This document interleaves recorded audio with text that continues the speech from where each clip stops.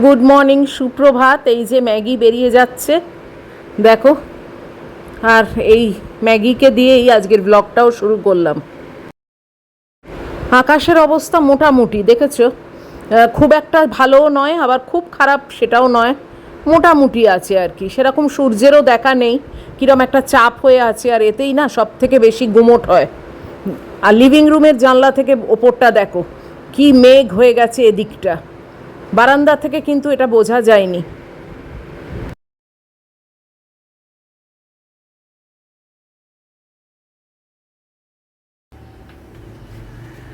Hello everyone, good morning. কেমন আছো সবাই তোমরা? আজকে হচ্ছে মঙ্গলবার আর এখন অনেক বেজে গেছে জানো, 7:45 পার হয়ে গেছে। আর আমি এখন কাপড় জামা শুকোতে দিচ্ছি আর এই একটু আগেই ম্যাগিও এসে গেছে। আর গরমের কথা আর কি বলবো বলো, প্রথমটা আর গরম দিয়ে শুরু করছি না। আকাশের অবস্থা খুব একটা যে ভালো তা না, এক একবার একটু একটু রোদ উঠছে, বাট তোমাদের মেঘটা তো দেখালাম কি রেটে মেঘ হয়েছে। বৃষ্টি বাদলা একটু হলে ভালো হয়, আমি বৃষ্টি পছন্দ করি না, কিন্তু এখন মানে গরম যা, সেই জায়গা থেকে মনে হচ্ছে যদি একটু ঠান্ডা পাই আর কি। রান্না বান্নার কথায় আসি, রান্না বান্না আজকে সেরকম কিছু নেই। কালকে কিমা করেছিলাম, কাল তো তোমাদের সঙ্গে শেয়ার করা হয়নি, তো কালকের কিমাটাই আছে। আর ঢেঁড়স সেদ্ধ হয়ে গেছে, আর ওই একটা হয়তো মাছ ভাজা করব। মাছগুলো পুরনো হয়ে যাচ্ছে তো, 2-3 পিস আছে বোধহয়, 3 পিস মতো। একটা মাছ ভাজা করব, ব্যাস। এই হচ্ছে আজকের আমার মেনু। রান্নাঘরে বেশিক্ষণ থাকা তো যাচ্ছে না, বুঝতেই পারছো। যাই হোক, চলো কাপড় জামাগুলো শুকোত দিয়ে এখন জানোই তো একটুখানি হাওয়ায় বসবো, তারপরে আবার কাজে লাগবো।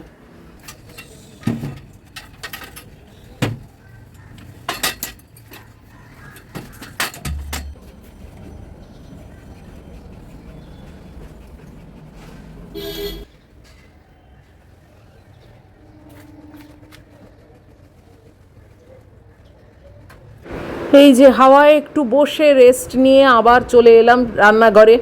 রান্নাঘরটা এমনই একটা জায়গা, তোমার ইচ্ছে থাকুক বা না থাকুক আসতেই হবে, মেনলি একার সংসারে। কেননা ম্যাগিকে খেতে দিতে হবে, নিজেরও পেটে দিতে হবে, তাই অগতির গতি আর কি করব।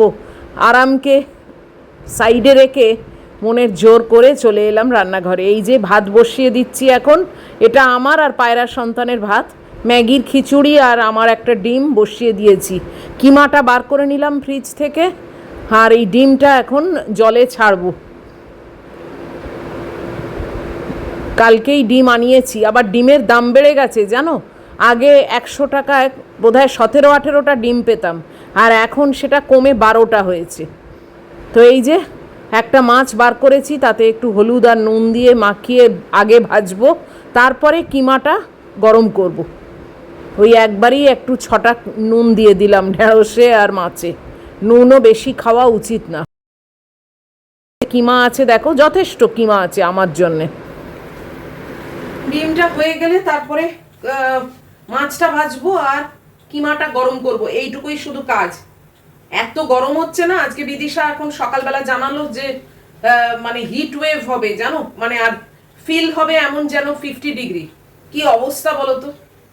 আজকে তো ম্যাগিটাকে চান করিয়ে দেবই, মানে আর পারা যাচ্ছে না, এত গরম।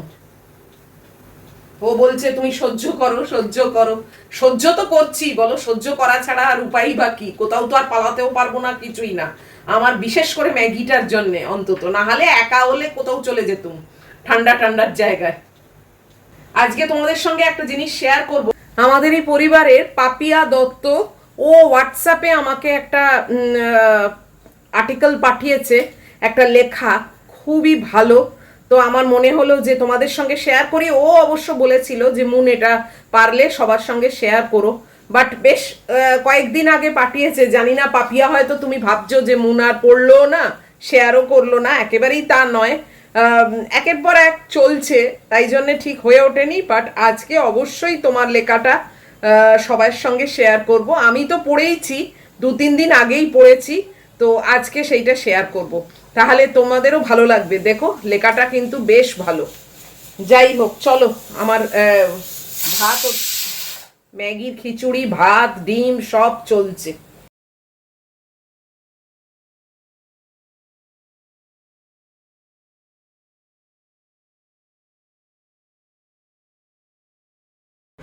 ভাতটা ভালোই ফুটে উঠেছে, তাই গ্যাস বন্ধ করে ঢাকা দিয়ে রাখলাম, ওইতেই হয়ে যাবে। এবারে প্রথমে মাছটা ভাজবো, তারপরে ওই কড়াতেই কিমাটা গরম করে নেব। এইখানে বসে আছো বলো? এইখানে ওদিকে পাখা চালিয়ে রেখেছি।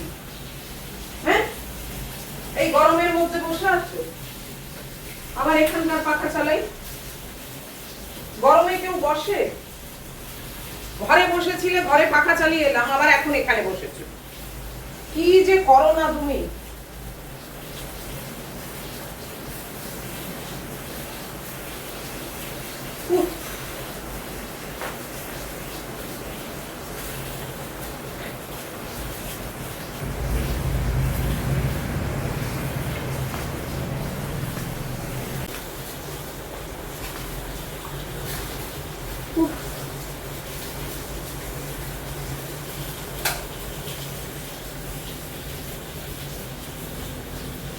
এক এক সময় এক এক জায়গায় বসছে, আর সেই মতো আমি পাখা খুলছি আর বন্ধ করছি।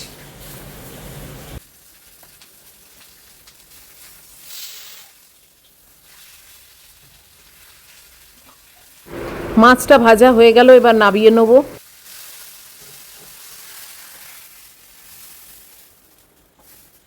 কড়া আর ধুলাম না, ওই কড়াতেই কিমাটা গরম করে নেব।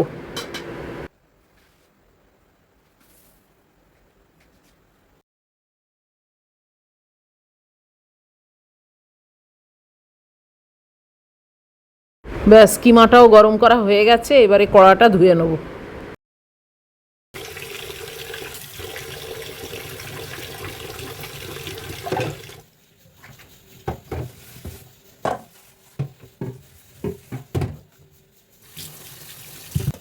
এবার ব্রেকফাস্ট তৈরি করব, তার আগে শুধু ডিমটা ছাড়িয়ে নিচ্ছি।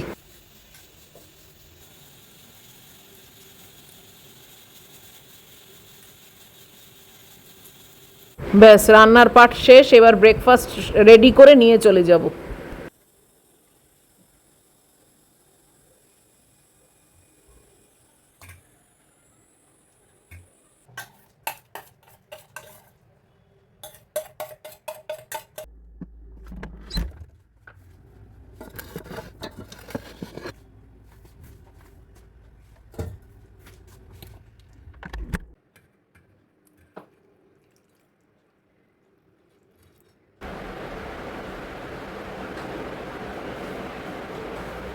এইখানে পাখা চালিয়ে দিয়েছি, সে ঘরে গিয়ে বসে আছে।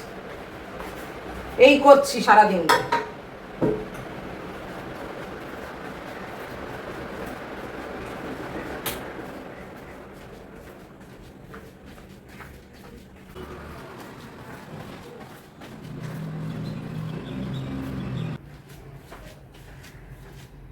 আবার এখানে বসেছো, আবার এখানকার পাখা চালাই, নাকি এখানে থাকবে না?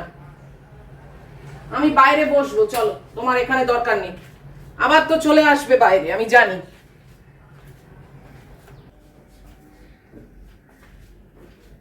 এদিকে এসো, এই যে খাবার নিয়ে রাখতে যাচ্ছি, আমি বাইরে বসবো, এসো।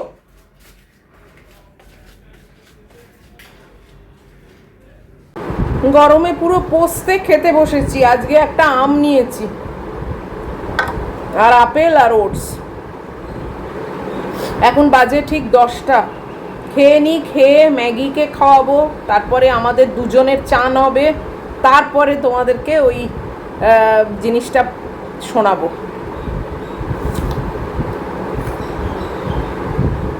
একটু ধৈর্য ধরো, আমি এক্ষুনি আসছি। এ দেখো, খাবার নিয়ে এসছি, আর একে দেখো, এ গলায় পরে আরাম করে বসলো। দেখেছো এর অবস্থা? একটু চেটেছে সামনেটা, বাস গুছিয়ে বসলো। এই যে ম্যাগির চান হয়ে গেছে আজকে, এই দেখো।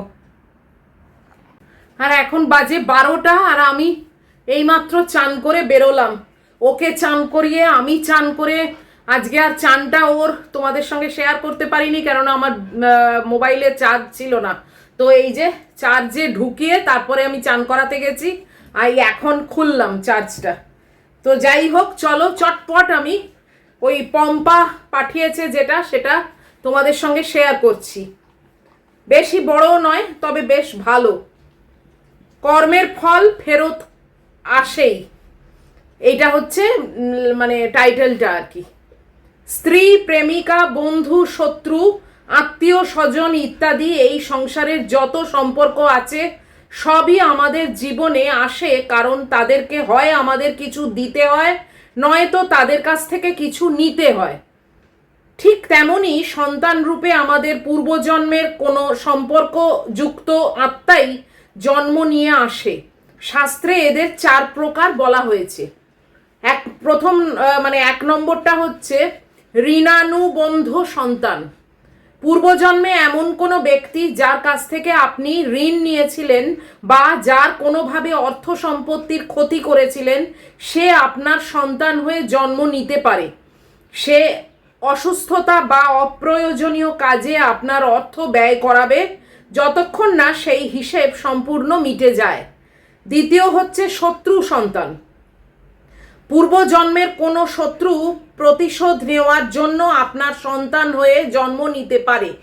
বড় হয়ে সে মা বাবার সঙ্গে ঝগড়া বিবাদ করবে, কষ্ট দেবে এবং নানা উপায়ে তাদের দুঃখিত করবে। সে কটু কথা বলে অপমান করবে এবং তাদের কষ্ট দিয়েই আনন্দ পাবে। উদাসীন সন্তান, এটা 3 নম্বর। এই ধরনের সন্তান মা বাবার সেবা করে না, তাদের কোনো সুখও দেয় না। তারা মা বাবাকে তাদের অবস্থার ওপর ছেড়ে দেয়, বিয়ের পর আলাদা হয়ে যায় এবং তাদের কোনো খোঁজ খবরও রাখে না। আর চতুর্থ হচ্ছে সেবক সন্তান। পূর্বজন্মে যদি আপনি কারো অনেক সেবা করে থাকেন তবে সেই সেবার ঋণ শোধ করতে আপনার সন্তান হয়ে জন্ম নিতে পারে। সে আপনার সেবা করবে এবং আপনাকে সুখ দেবে। যেমন কর্ম তেমন ফল। আপনি যদি আপনার মা বাবার সেবা করে থাকেন তবে আপনার সন্তানও বার্ধক্যে আপনার সেবা করবে। অন্যথা 1 গ্লাস পানি দেওয়ার লোকও পাশে নাও থাকতে পারে। এমন ভাববেন না যে এই কথাগুলো শুধু মানুষের ক্ষেত্রেই প্রযোজ্য। এই 4 ধরনের মধ্যে যে কোনো জীবই আসতে পারে। আপনি যদি কোনো গরুর নিঃস্বার্থ সেবা করে থাকেন তবে সেও আপনার পুত্র বা কন্যা হয়ে জন্ম নিতে পারে। আর যদি স্বার্থের জন্যে গরু পালন করে পরে দুধ দেওয়া বন্ধ হলে তাকে তাড়িয়ে দেন তবে সে ঋণানুবন্ধ সন্তান হয়ে জন্ম নিতে পারে। যদি আপনি কোনো নির্দোষ প্রাণীকে কষ্ট দিয়ে থাকেন তবে সে আপনার জীবনে শত্রু হয়ে ফিরে আসতে পারে। তাই জীবনে কখনো কারো অমঙ্গল করবেন না, কারণ প্রকৃতির নিয়ম হলো আপনি যা করবেন তার ফল এই জন্মে বা পরের জন্মে বহু গুণে ফিরে পাবেন। আপনি যদি কাউকে 1 টাকা দেন তবে ভাবুন আপনার কর্মের হিসাবে 100 টাকা জমা হলো। আর যদি কারো 1 টাকা কেড়ে নেন তবে ভাবুন আপনার সঞ্চয় থেকে 100 টাকা কমে গেল। একবার ভেবে দেখুন আপনি পৃথিবীতে আসার সময় কি সঙ্গে এনেছিলেন আর চলে যাওয়ার সময়তেই বা কি সঙ্গে নিয়ে যাবেন।